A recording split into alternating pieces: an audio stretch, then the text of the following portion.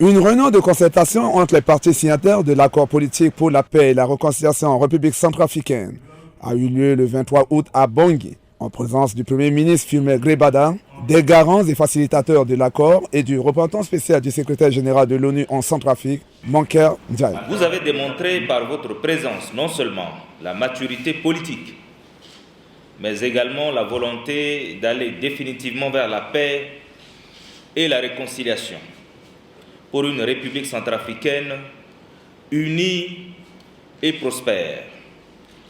J'ose croire que cette rencontre va nous permettre d'évaluer la mise en œuvre de l'accord politique pour la paix et la réconciliation, de converger nos points de vue et de mutualiser nos efforts en faveur de la mise en œuvre effective de cet accord.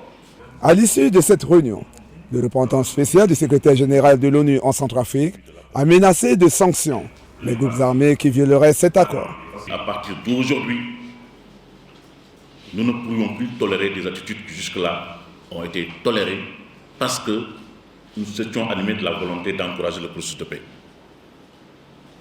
Nous avons réfléchi sur les sanctions parce que l'accord, en son article 35, prévoit de sanctionner tout ce qui en viole les dispositions.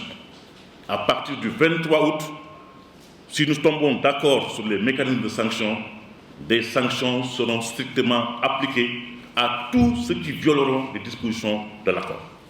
Cette rencontre a également permis au représentant spécial de l'Union africaine en Centrafrique, garant et facilitateur de cet accord de paix, de souligner quelques avancées positives. Néanmoins, a-t-il dénoncé, l'insécurité et les violations des droits de l'homme et humanitaires persistent encore dans plusieurs régions du pays. Le présent des assises ne vise aucunement une renégociation de l'accord signé le 6 février 2019. Elles sont en revanche une étape importante pour faire le bilan de l'état de sa mise en œuvre, cerner les défis qui restent à relever pour enfin trouver les voies et moyens pour faire avancer la mise en œuvre de l'accord. Depuis la signature de cet accord, la Centrafrique connaît une relative accalmie sécuritaire, mais la population sont toujours victimes de violences commises par les groupes armés qui demeurent actifs dans 70% du territoire.